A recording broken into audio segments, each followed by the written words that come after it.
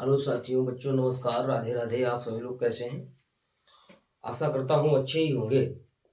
आज हम सभी लोग, आपने पहले से देख लिया होगा, थंबनेल पे लिखा देख लिया होगा, संख्याओं के प्रकार, सूत्र और कुछ नियम। हम लोग आज इस पर चर्चा करेंगे। देखिए, हमने कुछ लिखा है यहाँ पे, संख्याओं के प्रकार। तो नंबर एक जो संख्या होती है उसे कहते हैं हम प्राकृतिक संख्याएं। क्या कहते हैं? प्राकृतिक संख्याएं। इनको हम इंग्लिश में कहते हैं नेचुरल नंबर। आइए देखते हैं, ये प्राकृतिक जो संख्याएं होती हैं, जो नेचुरल नंबर होते हैं, वो कौन कौन से होते हैं। वैसे हम आपको एक बात बताना चाहते हैं, जो प्राकृतिक का मतलब होता है प्रकृति। प्रकृति का मतलब होता है जैसे कि वो सीधे सीधे प्रकृति आप कह लीजिए, भगवान को कह लीजिए आप।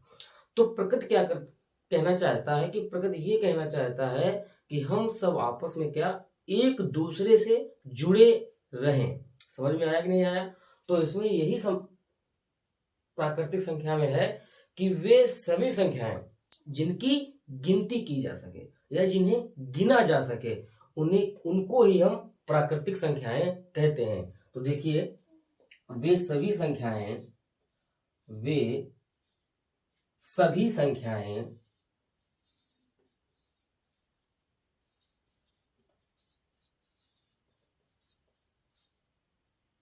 जिनकी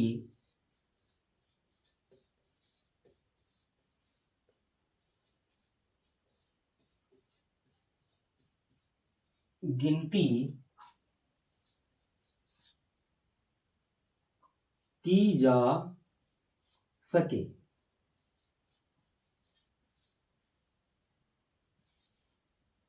प्राकृतिक संख्याएं कहलाती हैं। प्राकृतिक संख्याएं कहलाती हैं। अब देखिए, हमने यहाँ पे आपको लिख दिया है कि वे सभी संख्याएं जिनकी गिनती की जा सके, जिनको गिना जा सके, उनको ही हम प्राकृतिक संख्याएं कहते हैं। तो आइए देखते हैं एग्जाम्पल लेकर, और हम सीखते हैं भैया 1 2 3 4 5 6 7 8 dot dot dot dot dot dot dot कहां तक? अनंत तक जाएगा। कहां तक जाएगा भैया? अनंत तक जाएगा। क्या इसमें हम जीरो लिख सकते हैं? कदापि नहीं। क्यों नहीं लिख सकते? जीरो इसलिए नहीं लिख सकते हैं क्योंकि जीरो की गिनती नहीं होती है, अर्थात जीरो को गिना नहीं जाता है। हम यहाँ पे अगर मान लीजिए, यहाँ पे हम लिख दें 0 + 0, तो कितना आएगा? 2 जीरो। ऐसा थोड़ी आएगा, तो यहाँ पे 0 ही आएगा। इसका मतलब है कि जीरो की कोई गिनती नहीं होती है, तो हम इसको जीरो को ऐड नहीं करेंगे। क्या प्राकृतिक संख्याएं में हम माइनस वाली संख्या ऐड कर सकते हैं? जो संख्याएं माइनस की होती हैं उनको भी नहीं, क्योंकि उनकी गिनती नहीं होती है। तो हम माइनस वाली भी संख्याओं को ऐड नहीं करेंगे, जोड़ेंगे नहीं। एक से लेकर अनंत तक सभी की सभी प्राकृतिक संख्याएं होती हैं। चाहे 10 हो, चाहे 50 हो, चाहे 15 हो, चाहे 200 हो, चाहे 500 हो, चाहे 1000 हो, 1 लाख हो, करोड़ 2 करोड़। अनंत का मतलब होता है जिसका कोई अंत ही ना हो। वे सभी की सभी संख्याएं प्राकृतिक संख्याएं कहलाती हैं। ओके, आशा करता हूं कि आपको ये पॉइंट समझ में आया होगा। दूसरा पॉइंट यहां पे लिखना चाहता हूं, जिसका नाम है पूर्ण संख्याएं। पूर्ण संख्याएं। अब देखिए, पूर्ण संख्याओं को हम लोग इंग्लिश में होल नंबर कहते हैं भैया, होल नंबर्स कहते हैं। अब ये होल जो नंबर्स है, ये क्या करेगा? इसमें कौन कौन संख्याएं आएंगी? तो होल यानी पूर्ण संख्याएं, जिनके जो पूर्ण हो, पूर्ण मतलब पूरी पूरी हो, तो उनको हम लोग कहेंगे पूर्ण संख्याएं। आइए देखते हैं, प्राकृतिक संख्याओं में शून्य को सम्मिलित करने पर, मैं यहां पे लिखना चाहता हूं, प्राकृतिक संख्याओं में शून्य को सम्मिलित करने पर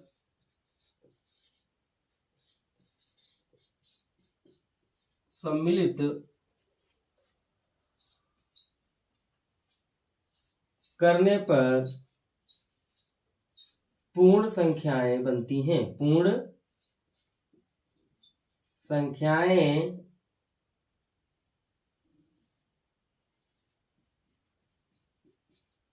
बनती हैं। समझ में आया नहीं आया? मैंने यहां पे कहा है कि जो संख्याएं सम्मिलित करने पर जो संख्या प्राप्त होती है या जो संख्याएं बनती हैं उन्हें हम पूर्ण संख्याएं कहते हैं। प्राकृतिक संख्याओं में शून्य सम्मिलित करने पर पूर्ण संख्याएं बन जाती हैं। तो इसमें देखिए एग्जाम्पल में आपको लिखना चाहता हूं 0, 1। भाई प्राकृतिक संख्याएं सारी की सारी रहेंगी नहीं रहेंगी? आप बताइए पहले। कहां तक? अनंत तक। प्राकृतिक सभी रहेंगी, इसमें 0 को सम्मिलित कर लिया गया है। कहने का मतलब है हमारा है कि पूर्ण संख्याओं में 0 भी ऐड हो जाएगा। 0 से लेकर अनंत तक पूर्ण संख्याएं कहलाती हैं। 2 पॉइंट समझ में आए कि नहीं आए? तीसरा पॉइंट है यहां पे मैं चाहता हूं पूर्णांक संख्याएं। ये बहुत इंपॉर्टेंट है, पूर्णांक संख्याएं। वैसे ये बड़ा अच्छा लग रहा है। इसको हम लोग इंटीजर्स नंबर बोलते हैं। क्या बोलते हैं भैया? Integers number. क्या बोलते हैं? Integers numbers. अब देखिए मैं यहाँ पे बात करूं जो इंटीजर्स नंबर होते हैं, जो पूर्णांक होते हैं। क्या होते हैं? पूर्णांक। अब ये पूर्णांक वाली क्या संख्या होंगी? इसमें आप इतना याद रखिए, जो हमारे इंटीजर्स यानी पूर्णांक होते हैं वो 2 टाइप के होते हैं, पॉजिटिव और निगेटिव। धनात्मक ऋणात्मक यानी माइनस वाली और प्लस वाली संख्याएं ही पूर्णांक संख्याएं कहलाती हैं। प्लस माइनस वाली संख्याएं मैंने क्या आप कहना चाहूंगा? धनात्मक व ऋणात्मक, ऐसे लिख लो, अंग्रेजी में लिख लो। धनात्मक को हम लोग पॉजिटिव कहते हैं इंग्लिश में, व ऋणात्मक और इसको हम निगेटिव कहते हैं। क्या कहते हैं भैया? निगेटिव कहते हैं धनात्मक व ऋणात्मक संख्याएं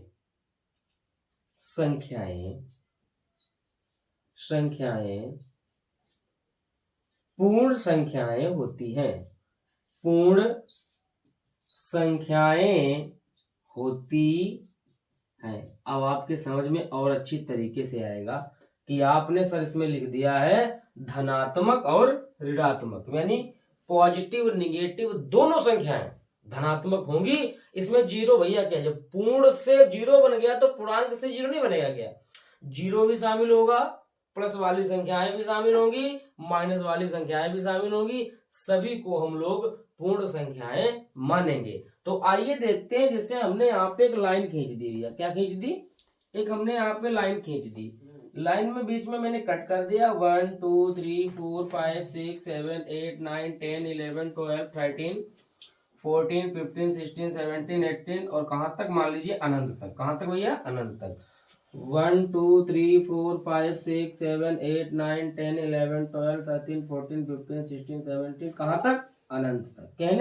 कहने का मतलब हमारा ये रहा कि यहाँ पे जो मिडिल पॉइंट है उसको हम 0 मानेंगे।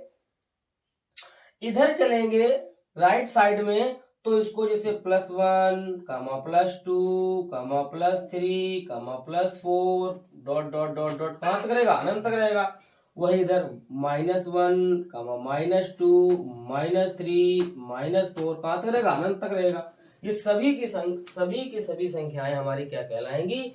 पूर्णांक संख्याएं कहलाएंगी, इंटीजर्स नंबर कहलाएंगे। धनात्मक ऋणात्मक यानी माइनस वाला नंबर होगा, प्लस वाला भी नंबर होगा, 0 भी होगा। ये सभी की सभी संख्याएं पूर्णांक संख्याएं कहलाएंगी। आशा करता हूं ये तीनों पॉइंट आपके समझ में आ गए होंगे। प्राकृतिक संख्याएं, पूर्ण संख्याएं और पूर्णांक संख्याएं। जो प्राकृतिक होती हैं उनकी गिनती की जाती है और जो पूर्ण होती हैं उसमें प्राकृतिक 0 भी शामिल होता है। पूर्ण संख्याएं वे होती हैं जो माइनस वाली भी हो, प्लस वाली भी हो, उसमें 0 भी होता है। बात खत्म। तीनों पॉइंट आपको बिल्कुल समझ में आ गए होंगे।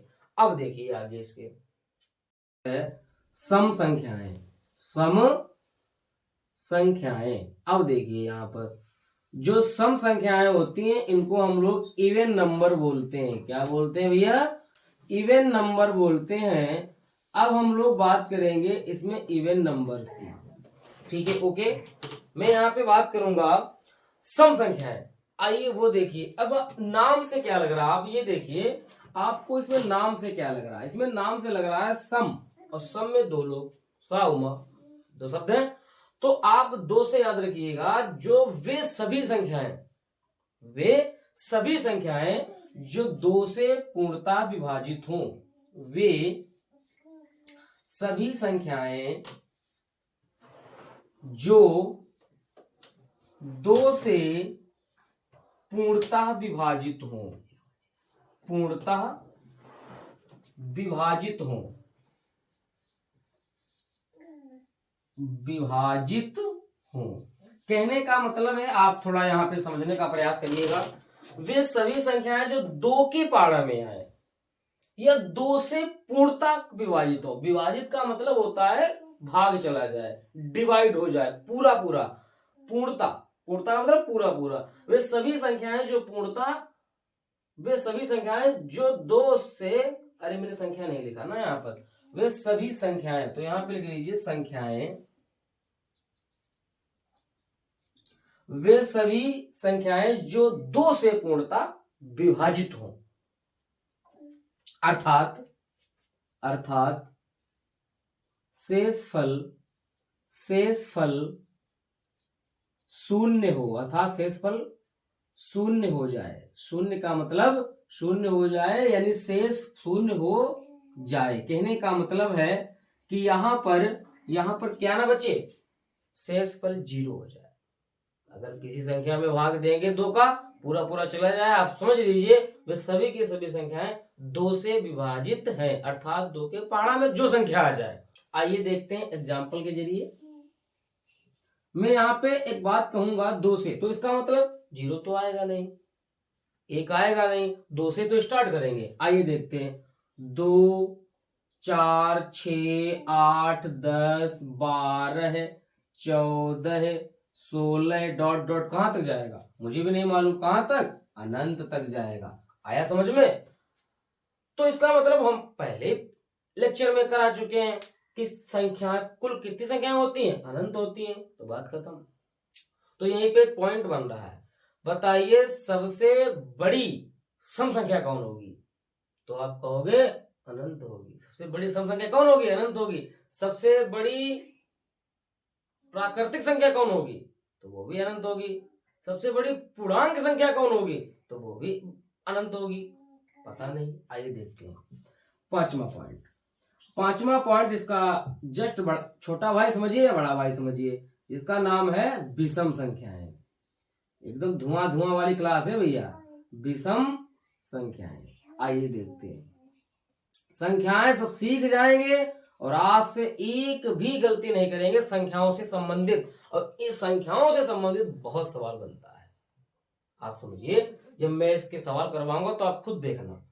विषम संख्याएं, इनको हम लोग कहते हैं ऑड नंबर। क्या कहते हैं भैया? Odd numbers. अब ये विषम क्या है? अब एक चीज समझिए आप पहले, सम विषम, तो इसका मतलब है सम का अपोजिट विषम और विषम का अपोजिट सम, जस्ट उल्टा। सम संख्याएं वे थी जो दो से कट रही थी, तो इसका मतलब विषम संख्याएं वे होंगी तो दो से नहीं कटेंगी, बात खत्म। आइए देखते हैं, हम यहां पे बात करें, वे सभी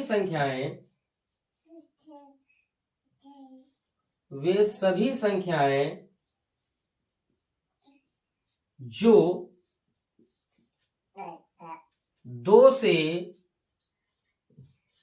पूर्णतः विभाजित न हो, बस इतना ही समझिए, ज्यादा ना समझिए। इसमें इतना ही समझिए कि वे सभी संख्याएं जो दो से पूर्णतः विभाजित न हो, उन्हें क्या कहते हैं भैया? उन्हें विषम संख्याएं कहते हैं। उन्हें विषम संख्याएं कहते हैं, विषम संख्याएं कहते हैं। आया समझ में? वेरी गुड, हमें कोई दिक्कत नहीं। आप यहाँ पे ये भी कह सकते हो कि वे सभी प्राकृतिक संख्याएं, प्राकृतिक संख्याएं ज्यादा अच्छा लगेगा। वे सभी प्राकृतिक संख्याएं या वे सभी संख्याएं जो दो से पूर्णतः विभाजित न हो उनको विषम संख्याएं कहते हैं। तो विषम संख्याएं भैया कहां से आ जाएगा? तो फिर हम एक से शुरू कर देंगे, एक आ जाएगा, दो तो आएगा नहीं, फिर तीन आएगा, चार नहीं आएगा तो पांच आएगा, 7, 9, 11, 13, 15 इस तरीके की संख्याएं हमारी दो से नहीं कटने वाली, वो सभी की सभी हमारी विषम संख्याएं बन जाती हैं। यहां पर एक पॉइंट और बन रहा है, देखिए, एक यहां आया, दो वहां, तीन यहां, चार यहां, पांच यहां, 6 यहां, 7 यहां तो 8 यहां, 9, 10, 11, 12, 13, 14, 15, 16। कहने का मतलब है आधा आधा। मैं बात करूं कि अगर मैं आपसे यहाँ पे कुछ पूछना चाहूं कि आप बताइएगा 1 से 20 तक सभी संख्याओं में कितनी सम संख्या हुई और कितनी विषम संख्या हुई, तो आप बता दोगे सर जी टोटल संख्या आपने कितनी बोली 20, उसमें से सम और विषम पूछ रहे हो आधी आधी, तो 10 सम हो गई और 10 विषम हो गई। ये बहुत इंपॉर्टेंट पॉइंट है। आया समझ में? ये हम लिखाएंगे नहीं, आगे सब बताएंगे, लेकिन अब यहाँ सिर्फ संख्याएं सिखा रहे तो संख्या आप सीखिएगा। अगला पॉइंट है जिसका नाम है 6 पॉइंट, उसको नाम लिखेंगे रूढ़, या इसे कहेंगे भैया अभाज्य संख्याएं। बहुत इंपॉर्टेंट, अभाज्य संख्याएं।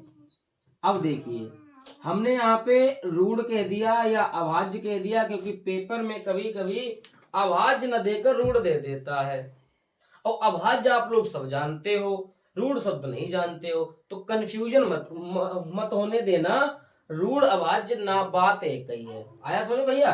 तो इसको हम लोग कहते हैं प्राइम नंबर। क्या कहते हैं भैया? Prime number.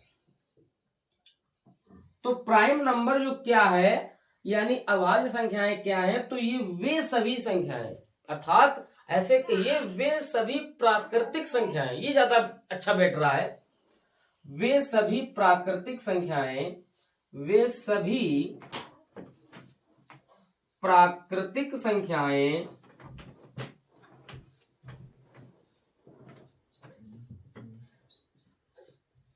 जो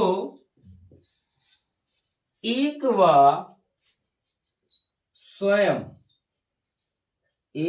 स्वयं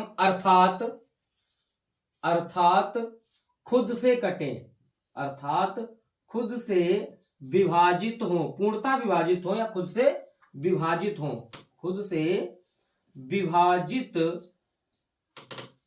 हो, अभाज्य संख्याएं कहलाती हैं। अभाज्य संख्याएं कहलाती हैं, कहलाती है। आया समझ में? वे सभी संख्याएं वे प्राकृतिक, कहने का मतलब प्राकृतिक एक से स्टार्ट होता है, तो वे सभी प्राकृतिक संख्याएं जो एक से वह स्वयं से अर्थात खुद से कटे। खुद, भाई दुनिया में आप ये समझिए जितनी संख्याएं बनाई गई हैं एक से सभी कटेंगी, और जो संख्या स्वयं से कटे बस अर्थात खुद से कटे वही अभाज्य संख्या होगी, अर्थात वो अन्य किसी से ना कटे। आप ऐसे समझिए किसी से कटे ही ना। तो आइए एग्जांपल देखते हैं सर जी आज का क्या क्या बनेगा। तो यहां से मेरे भैया ये बनेगा क्या, इसमें एक आएगा? थोड़ा सोच के बताओ। एक अगर ये परिभाषा को एक फॉलो करे तो एक आ जाएगा। हम एक लिखते हैं यहां पर, एक संख्या एक से कटेगी, स्वयं से कटेगी, लेकिन वो संख्या तो एक ही बन रही है ना, एक जैसा, तो इसको हम नहीं कह सकते। हम इसको स्टार्ट करेंगे दो एक काट रहा और दो स्वयं काट रहा, चेंज हो गया नंबर, बस यही चाहिए, ये परिभाषा फॉलो कर रहा है। तो कहने का मतलब है दो बन जाएगी। क्या बन जाएगी? ये दो संख्या हमारी 100% अभाज्य बन जाएगी। आया समझ में? बिल्कुल बन जाएगी। अब कुछ बच्चे हमारे ये भी कह रहे होंगे सर जी बड़ा कंफ्यूजन है, ये तो 2 हमारा सम संख्या भी है। बिल्कुल सही बात है, इकलौती एक ऐसी संख्या 2 है जो सम भी है अभाज्य भी है। आइए देखते हैं, इसके बाद फिर देखना 3, 5, 7, फिर कौन आएगी भैया 11, 13, फिर कौन आएगी 17, 19, फिर कौन आएगी 23। मतलब इस तरीके की संख्याएं हमारी अनंत तक चली जाएंगी। और ये भी भैया संख्या ऐसी है जो खुद से ही कट रही है, किसी से नहीं कट रही है, इनको हम अभाज्य संख्या की श्रेणी में रखते हैं। तो लगभग मुझे उम्मीद है कि हमने संख्याओं के प्रकार में 6 पॉइंट आपको सिखाए और वो आपको समझ में आए होंगे अपने YouTube channel online study by BK sir में। ओके, अब हम अगला पॉइंट देखते हैं कौन संख्याएं बन सकती है। ओके, अगला देखिए यहाँ पर, अब देखिए इसके आगे देखिए, हम यहाँ पे 7 पॉइंट लेना चाहते हैं और 7 पॉइंट में हम ये आपसे बोलना चाहते हैं कि अभाज्य हमने पढ़ लिया, अभाज्य का दूसरा रूप पढ़ेंगे सह अभाज्य। क्या पढ़ेंगे भैया? सह अभाज्य। अब जो सह अभाज्य है इसको हम लोग बोलते हैं को प्राइम नंबर। क्या बोलते हैं भैया? को प्राइम नंबर। अब इसमें क्या है आप देखने का प्रयास करिएगा। अब अरे सॉरी, मैंने संख्याएं लिखा ही नहीं यहाँ पे आप लोग बताते भी नहीं हो। देखो इधर, अरे जी हमको मेहनत करवा दिए डबल सह अभाज्य संख्याएं, तो इसको हम कहेंगे को प्राइम नंबर। क्या कहेंगे भैया? को प्राइम नंबर्स। अब आप ही देखो यहाँ पे हम इतना बढ़िया समझाएंगे आपको जो समझ में बिल्कुल आ जाए। सह का मतलब होता है सहयोगी। कहने का मतलब है कि आप कोई एक अभाज्य, ये नहीं कि दोनों हो, तीनों सारी अभाज्य ही हो, इस अभाज्य संख्या में कोई दूसरा भी आ सकता है, कोई दूसरी संख्या आ सकती है, आप इसे समझ लीजिए। तो सह अभाज्य को हम को प्राइम का मतलब होता है हम लोग अपना कंप्रोमाइज कर लें संख्याओं का। ठीक है, सबको आओ, तुम भी आ जाओ, तुम भी आ जाओ। तो को प्राइम नंबर वे प्राइम नंबर होते हैं, आइए देखते हैं कि वे संख्या जिनका HCF, वे संख्याएं या संख्याएं जिनका HCF एक हो को प्राइम नंबर कहते हैं। को प्राइम नंबर्स कहते हैं। अब देखिए यहाँ पर बहुत छोटे में समझा दिया है, आप सीधा समझिए कि वे संख्याएं जिनका मासा तुम्हारा क्या निकले, 1 निकले।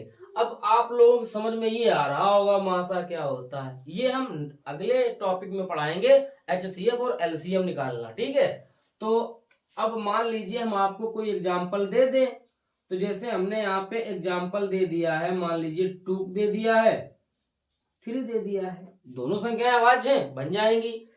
आइए इनका जो मासा अगर बनेगा दोनों का, तो वो 1 अगर आ रहा है तो ये संख्या हमारी क्या बन जाएंगी? सहभाज्य बन जाएंगी। इसके बाद में 9 हमने ले लिया, 16 16 ले लिया, तो ये जोड़ा बनाओ, इन दोनों का क्या निकालो, इनका दोनों LCM निकालो। अगर LCM हमारा 0 मतलब 1 आ रहा है तो ये संख्या हमारी को प्राइम नंबर कहलाएगी। ओके, आइए देखते हैं 8 पॉइंट। इसके बाद में हम आपको इसी में सिखाएंगे जुड़वा अभाज्य संख्याएं। क्या सिखा देंगे? कभी कभी दे देता है, एक नंबर में क्वेश्चन दे देता है जुड़वा अभाज्य संख्याएं। आइए देखते हैं जुड़वा अभाज्य संख्याएं क्या होती हैं। तो देखिए मैं यहाँ की बात करूंगा जुड़वा अभाज्य संख्याएं। आइए देखते हैं जुड़वा अभाज्य संख्याएं, बहुत इंपॉर्टेंट है। अभाज्य से संबंधित बात आ गई तो मैंने कहा एक और पॉइंट बढ़ा लेते हैं, तुम्हारे काम ही का है। जुड़वा अभाज्य संख्याएं, इसको हम इंग्लिश में कहते हैं twins prime number. Twins prime numbers. अब देखिए आप, ट्विंस प्राइम जो नंबर्स होते हैं वो हमारे क्या होते हैं? ट्विंस प्राइम, अरे जुड़वा आप समझिए, दो लोग लगातार जुड़े हो बस उन्हीं को तो प्राइम नंबर कहेंगे, एक नंबर में क्वेश्चन बन सकता है। तो वे क्रमागत अभाज्य संख्याएं जुड़वा अभाज्य संख्याएं कहलाती हैं। यहीं पे हम बात करेंगे, वे क्रमागत अभाज्य संख्याएं जुड़वा अभाज्य संख्याएं कहलाती हैं। वे क्रमागत संख्याएं, वे क्रमागत जुड़वा संख्याएं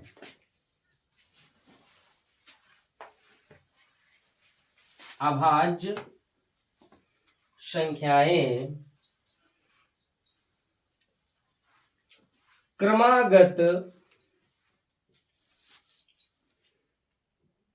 नहीं क्या लिखा मैंने, वे क्रमागत जुड़वा अभाज्य संख्याएं, नहीं गलत हो गया क्या। अब देखिए जुड़वा अभाज्य संख्याएं यानी ट्विंस प्राइम नंबर, वे क्रमागत संख्याएं जुड़वा अभाज्य संख्याएं कहलाती हैं। जुड़वा अभाज्य संख्याएं कहलाती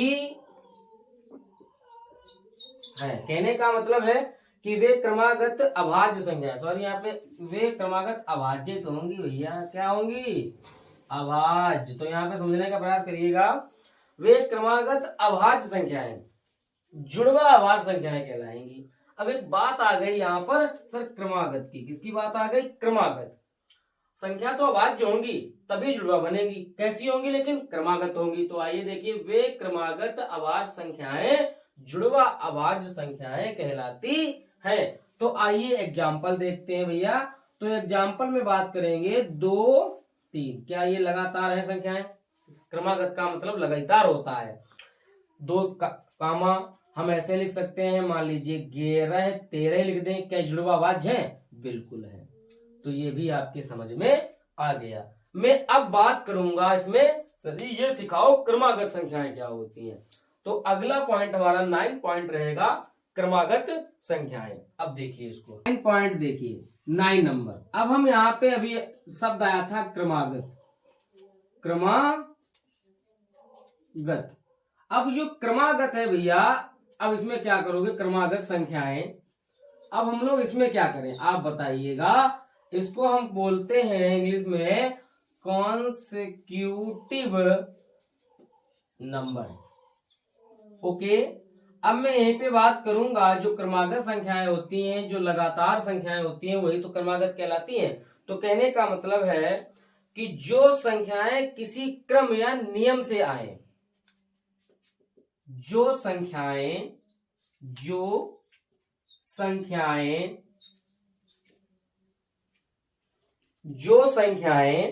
किसी क्रम या नियम से आए, किसी क्रम या नियम से आए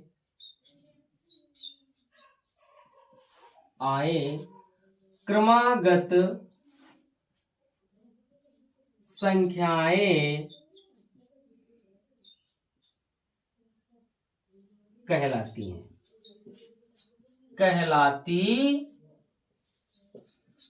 है। ओके, मैं यहां पे बात करूंगा जो नियम से आए और क्रम से आए। अब एग्जाम्पल ले लीजिए आप। क्या एग्जाम्पल में हम आपको पहले ये सिखाएंगे, क्या 1 के बाद में 2 3 4 5, क्या ये क्रम से है, देखो क्या ये संख्या हमारी क्रम से लगी है, देखो आप ही देखो पहले। ओके, तो ये संख्या हमारी क्रमागत कहलाएगी। ओके, मैं यहीं पे बात करूंगा, अगला मतलब एग्जाम्पल लेंगे 2 4 6 8 10, क्या ये संख्या हमारी क्रमागत है। 2 के बाद 4 आ गया, 4 के बाद 6 आ गया, 6 के बाद 8 आ गया, 8 के बाद 10 आ गया, क्या क्रमागत है, बिल्कुल है।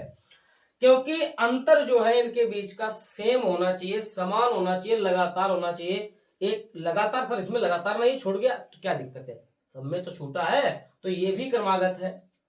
इसी तरीके से हम 3, 6, 9, 12, 15 ये भी हमारी क्या है भैया, क्रमागत संख्याएं बन जाएंगी 100%। सर और बता दो। अब मैं कभी कभी मानूंगा हमारे पास कोई संख्या नहीं है, माना हमारे पास कोई संख्या नहीं, तो माना संख्या बराबर हमने x मान लिया। अब अगली क्रमागत कौन बनेगी, तो ये तो 1 बन गई, फिर इसमें हम 1 जोड़ेंगे, x+1, फिर x+2, फिर x+3, फिर x+4, फिर x+5। कहने का मतलब ये भी हमारी संख्याएं क्रमागत बन गई।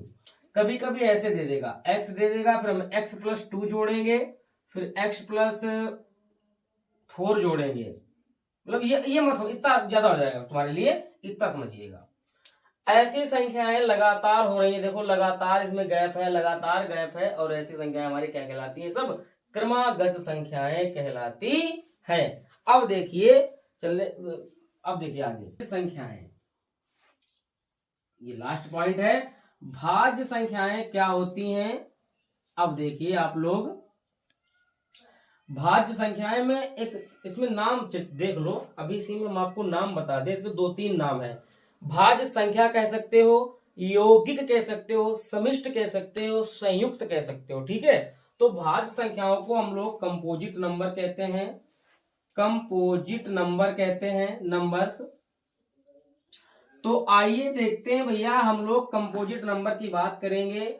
ये वहां पॉइंट था जो हम लोग पढ़ चुके हैं, अभाज्य संख्याएं वो खुद से कट रही थी, और भाज्य का मतलब जो हर चीज सभी से कटे, ठीक है। आइए, वे मतलब ऐसी प्राकृतिक संख्याएं, यहीं पे हम लिखेंगे, ऐसी प्राकृतिक संख्याएं, प्राकृतिक संख्याएं जो एक व स्वयं के अलावा, एक व स्वयं के अलावा अन्य संख्याओं से भी विभाजित हों, अन्य संख्याओं से भी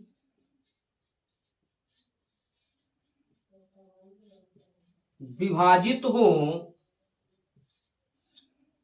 भाज्य संख्याएं कहलाती हैं। भाज्य संख्याएं कहलाती हैं। अब देखिए, अब ये एक से भी कटे, स्वयं से भी कटे, इसके अलावा भी कटे, तो कहने का मतलब है अगर जो संख्या अभाज्य है वो भाज्य नहीं होगी, जो भाज्य है वो अभाज्य नहीं होगी। तो आइए देखते हैं एग्जांपल लेकर। क्या इसमें 1 आएगा?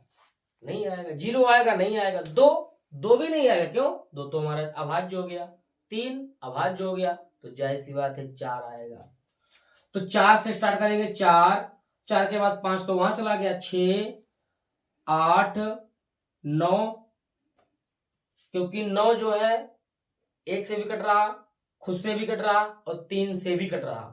इसी तरीके से 10, 12, 14, 16, इस तरीके, सॉरी 15 छूट गया, 15 और 16, ऐसी सभी संख्याएं हमारी अनंत तक भाज्य संख्याएं कहलाती हैं। तो आशा करता हूं कि आपको हमारी संख्याओं से संबंधित जानकारी मिल गई होगी। अब इसके आगे हम आपको कुछ 2-3 नियम सिखाएंगे और नियम सिखाने के बाद में फिर सूत्र सिखा देंगे और ये हमारा लेक्चर आज फिनिश हो जाएगा। आइए देखते हैं इसके आगे। अब कुछ नियम पे चर्चा करते हैं। संख्याएं तो आप लोगों ने सीख ली होगी। ओके, अब हम लोग यहाँ पे कुछ चर्चा करेंगे, कुछ नियमों की, कुछ हमारे रूल्स होंगे, उन पे बात करेंगे हम लोग। तो इसमें सबसे पहले कुछ शब्द आते हैं, जैसे आप लोगों ने खूब सीखा होगा। मान लीजिए यहाँ पे हम लिख रहा हूं जातीय मान। आप जानते होंगे ये जातीय मान क्या होता है। जातीय कह सकते हैं या इसको हम अंकित मान भी कह सकते हैं। क्या कह सकते हैं भैया? अंकित मान कह सकते हैं। और इंग्लिश में इसे हम लोग कहते हैं, आप लोग खूब जानते होंगे, फेस वैल्यू। क्या कहते हैं भैया? Face value. अब यहीं पे बात करेंगे, देखना मैंने कहा जातीय या अंकित मान। अब जातीय और अंकित मान क्या होता है, आइए देखते हैं कि दी गई संख्याओं के जो वास्तविक अंक होते हैं, मैंने कहा दी गई संख्याओं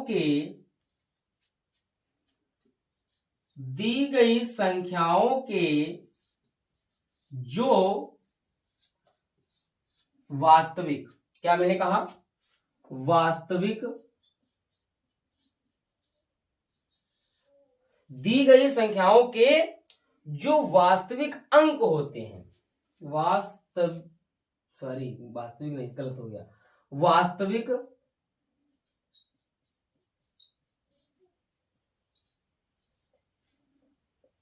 अंक होते हैं, वास्तविक अंक होते हैं,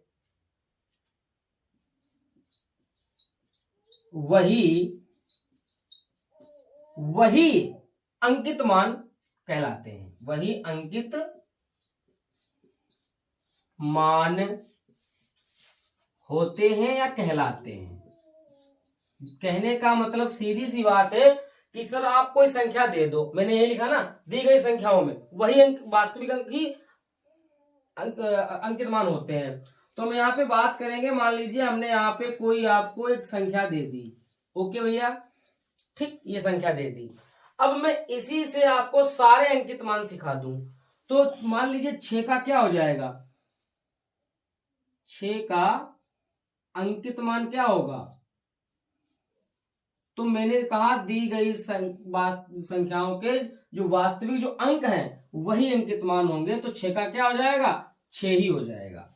बताओ भैया 5 का क्या होगा, तो सर आप कहोगे 5 ही होगा। इस तरीके से 6 का क्या होगा, तो इस वाले 6 का भी 6 ही होगा। इस तरीके से इस वाले सर 5 का क्या होगा, तो इस वाले का 5 ही होगा। अगले वाले का क्या होगा, 2 का, तो 2 का भी स्थानीय मान 2 ही होगा। आया समझ में? तो इसमें कोई दिक्कत नहीं, जो दी गई संख्या है, अंकित मान, जातीय मान, फेस वैल्यू पूछे वही अंक होते हैं। एक पॉइंट आपको क्लियर हो गया। दूसरा पॉइंट देखिए, उसके आगे हमने अभी आपको सिखा दिया जातीय मान, ओके। मैं यहीं पे सिखाऊंगा स्थानीय मान। क्या सिखाऊंगा भैया, स्थानीय मान। अब ये स्थानीय मान क्या है, इसको हम लोग कहते हैं प्लेस वैल्यू, प्लेस वैल्यू। अब ये बहुत ही इंपॉर्टेंट है, इतना इंपॉर्टेंट है भैया, वेरी वेरी इंपॉर्टेंट। ये स्थानीय मान यानी प्लेस वैल्यू क्या होती है, उसके नाम से लग रहा है कि वो वैल्यू चाहिए जो उसका स्थान बता दे।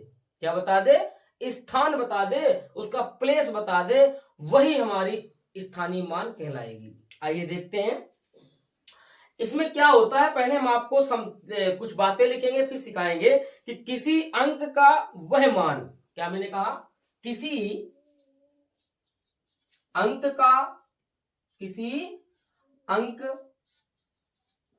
का वह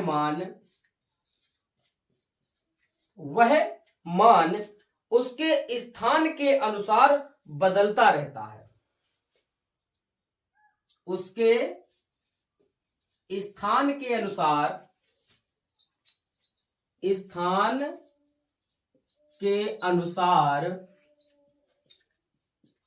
बदलता रहता है। कहने का मतलब है कि आपको अगर कोई संख्या दी गई होगी, जो उसमें कोई उसका अंक आएगा, वो स्थान बदलता रहता है, क्योंकि अंक जाति मान में स्थान बदलते नहीं थे। अब इसका मतलब बदलता रहता है, उसे स्थानीय मान कहते हैं, उसे स्थानीय मान कहते हैं।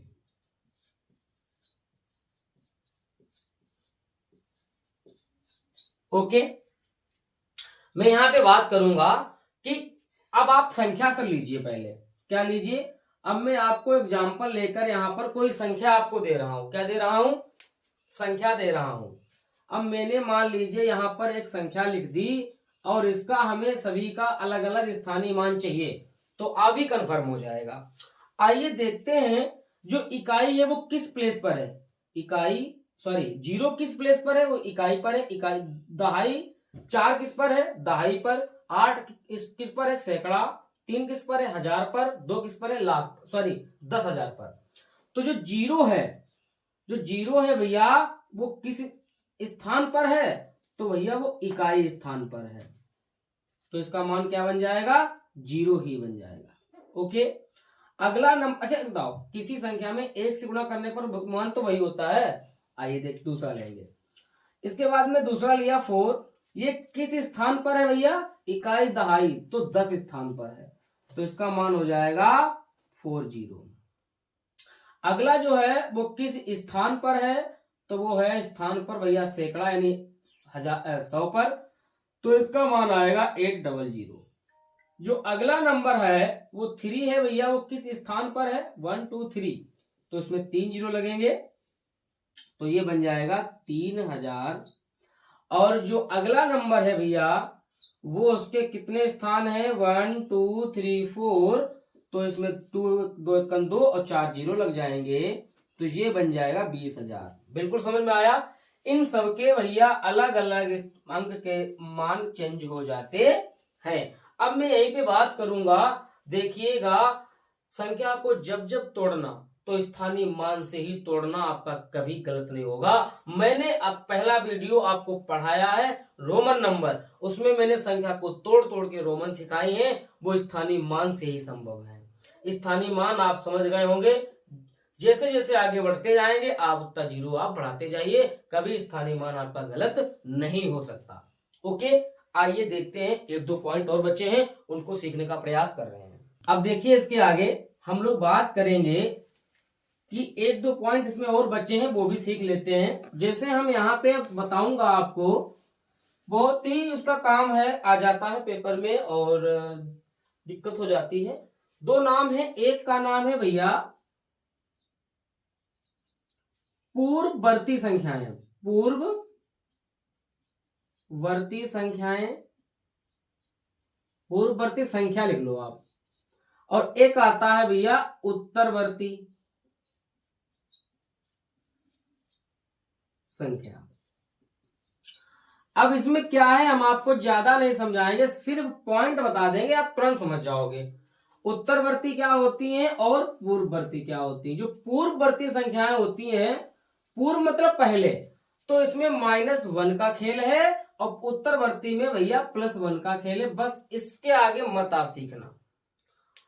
दी गई संख्या में -1 करने पर वो पूर्ववर्ती बन जाती है, पहले वाली बन जाती है, और उत्तरवर्ती में 1 जोड़ देना। अगर मैं यहाँ पे बात करूं एग्जाम्पल लेकर, तो मैंने यहाँ पे लिख दिया है, मान लीजिए 20। बताइए 20 का पूर्ववर्ती क्या होगा, 20 का पूर्ववर्ती क्या होगा, पूर्ववर्ती क्या है, तो आप कहोगे 20 का जो पूर्ववर्ती है वो हम 20 में -1 घटा देंगे तो आ जाएगा 19। भाई 20 के पहले 19 ही तो आता है, बात खत्म। यही एग्जाम्पल इसमें हम सिखाएंगे। बताइए 20 का उत्तरवर्ती बताओ। तो उत्तरवर्ती बताने के लिए क्या है, तो उत्तरवर्ती आप जब बताओगे तो 20 में भैया 1 जोड़ देना, तो 20 के बाद कौन संख्या आती है, सॉरी 21 आती है। यही हमारा आंसर हो गया। ये 2 पॉइंट और सीख लीजिए। ओके, अब हम कुछ आपको यहाँ पे सूत्र बता देंगे जो सवाल में बहुत इंपॉर्टेंट है, वो हमेशा काम आएंगे, आपसे कभी गलत ही नहीं हो सकता। आइए देखते हैं, ये लास्ट पॉइंट है हमारा, और यहाँ पे हम लोग कुछ फार्मूले सीखेंगे, मतलब फार्मूला सीखेंगे हम लोग। ठीक है, ये क्या होते हैं आइए चर्चा करेंगे हम लोग सूत्र की। ये जो सूत्र है भैया वो बहुत काम के हैं। जैसे अभी आपसे हम पूछ देंगे कि बताइए 1 से लेकर 50 तक की सभी संख्याओं को जोड़ के बताओ कितना होगा, उनका योग क्या होगा, नहीं बता पाओगे।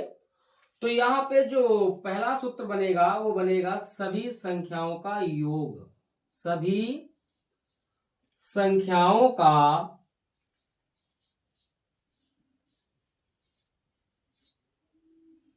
योग फल ज्ञात करना। ओके, ज्ञात करना। मैंने कहा सभी संख्याओं का योगफल ज्ञात करना। ठीक है, मैं यहां पे एक बात करूंगा, मैं एक उदाहरण लेकर समझाना चाहता हूं पहले कि एक से लेकर 10 तक सभी संख्याओं का योगफल ज्ञात करो। योगफल ज्ञात करो। अब देखना, सभी संख्याओं का योगफल पूछ दिया तो हम आराम से बैठे बैठे इनको जोड़ेंगे। तो भैया 1, फिर 2, फिर 3, 4, 5, 6, 7, 8, 9, 10, इनमें सब में जोड़ेंगे। भैया योगफल पूछा है तो इनको जोड़ेंगे तो ही, और क्या करेंगे। तो भैया हम बैठे बैठे इनको जोड़ते हैं। चलो जोड़िए भैया, चलो जोड़ो, जोड़ के बताओ कितना आएगा। 1 2 3 3 3 6 और 4 10, 5 15 और 6 21 और 7 28 और 8, इधर 2 हो गए 30 और 6 36 और 9, मतलब 4 5 45 और 10 55। तो हमारा आंसर क्या आ गया भैया, 55 आ गया। बिल्कुल सही बात है। क्या इसी तरीके से जोड़ेंगे। अभी तक मैंने 10 तक दिया है, मैं दे दूंगा 20 तक, फिर दे दूंगा 50 तक, 100 तक, तब जोड़ोगे बैठे बैठे तो सुबह शाम हो जाएगी। तो इसके लिए सर एक फार्मूला बता दो। आइए देखते हैं, इसके लिए एक फार्मूला बता दें आप लोगों को। तो इसके लिए क्या करोगे, n बराबर, n का मतलब होता है नंबर। क्या होता है भैया, नंबर कह लो। n बराबर नंबर कह लो, यानी संख्या, टोटल संख्या लिख लो आप, ऐसे नहीं। n का मतलब ऐसे लिख लो आप, n बराबर होता है टोटल नंबर। टोटल नंबर, कुल संख्या कितनी बन रही है। ठीक है, तो यहां पर जो फार्मूला जो बनेगा वो बनेगा n ब्रैकेट में n प्लस 1/2। इससे हमारा आंसर आ जाएगा। अब इसमें बताइए n टोटल कितनी संख्या थी, 10। तो बताओ हम n की जगह पे 10 लिख दें। सर 10 लिख दो, अंदर क्या है, फिर 10 लिख दो, प्लस 1 लिख दो, बटे 2 लिख दो सर। तो इसके लिए क्या बनेगा, 10 ऐसे रखो, 10 एक कितना हो गया, अंदर वाला 11 है। तो यहाँ पे कुछ नहीं होता, गुणे निशान होता है, तो 11 बटे 2 लिख देंगे। 2 एकन 2 और 2 पंचे 10, क्योंकि ऊपर नीचे गुणा में कट जाता है। तो इसका आंसर आएगा 11 पचे, ये भैया 55 आएगा। देखो वही आया कि नहीं आया। कैसा लगा मेरा मजाक, आया समझ में। वीडियो आपको अगर अच्छा लग रहा है तो लाइक जरूर कर देना, और जो नए हमारे बच्चे जुड़ रहे हैं वो चैनल को सब्सक्राइब जरूर कर लें, और प्लस में घंटी बजी क्या नाम दबा देना, जिससे हम लोग क्या है आपको नोटिफिकेशन मिलता रहेगा। तो ये समझ में आ गया। तो भैया सभी संख्याओं का जो योग ज्ञात करने के लिए जो फार्मूला है वो ये बन के तैयार हुआ। यहां पर आपको लिखे दे रहे हैं n ब्रैकेट में n प्लस 1/2। ये फार्मूला आप अपनी कॉपी पे अच्छी तरीके से नोट डाउन कर लीजिएगा। अब यहीं पे हम देखिए, अब हम थोड़ा मिटा के आपको तुरंत हम इसी में दूसरा फार्मूला बता दे रहे हैं। चलिए देख, जल्दी में बता दे रहे हैं आपको, विधिवत पूरा देख लेना, कभी भी आपको दिक्कत नहीं होने देंगे, ये आप ध्यान रखिएगा। मैं यहाँ पे बात करूंगा दूसरा पॉइंट। अब हम आपसे कहेंगे विषम संख्याओं का योग ज्ञात करने के लिए। विषम संख्याएं सभी थी, अब हमने यहाँ पे कह दिया विषम संख्याओं का योगफल ज्ञात करो। योगफल ज्ञात करो, तो विषम संख्याओं के लिए क्या, विषम संख्याओं का योगफल ज्ञात करो। तो इसके लिए क्या होगा भैया, जो संख्या n है तो n बटे 2, पहले ये करेंगे, उसका आधा करेंगे, और फिर n की क्या लगा देंगे, पावर स्क्वायर में चेंज हो जाएगी, और ये हमारा एक फार्मूला बन गया। ठीक है, दूसरा देखिए, तीसरा सम संख्याओं के लिए। सम संख्याओं के लिए सम संख्याओं का योगफल ज्ञात करो। सम संख्याओं का योगफल ज्ञात करो, तो इसके लिए क्या होगा बोलिए? तो n/2 करेंगे और फिर क्या करेंगे, n ब्रैकेट में n+1 कर देंगे और हमारा क्या लग जाएगा, सवाल। आइए यहाँ पे एक संख्या लेकर समझाते हैं। देखिए मैं यहां पर आपको एक संख्या लेकर समझाना चाहता हूं। मैं बात करूंगा 1 से 20 तक। 1 से 20 तक संख्या लूंगा और उसका क्या निकालूंगा, योगफल ज्ञात करूंगा।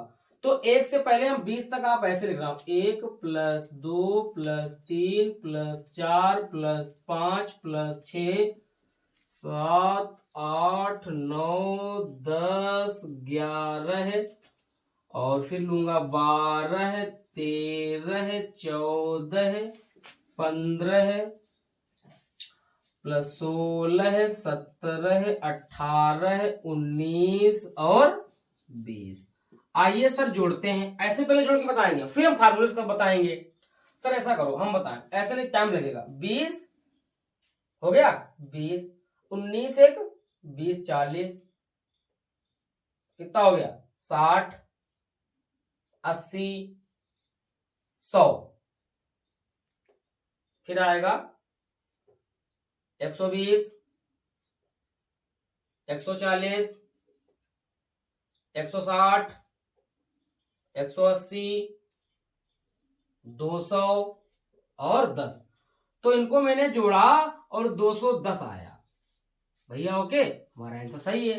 लेकिन सर ऐसे करने में तो समय लगेगा, इस तरीके से कैसे करेंगे?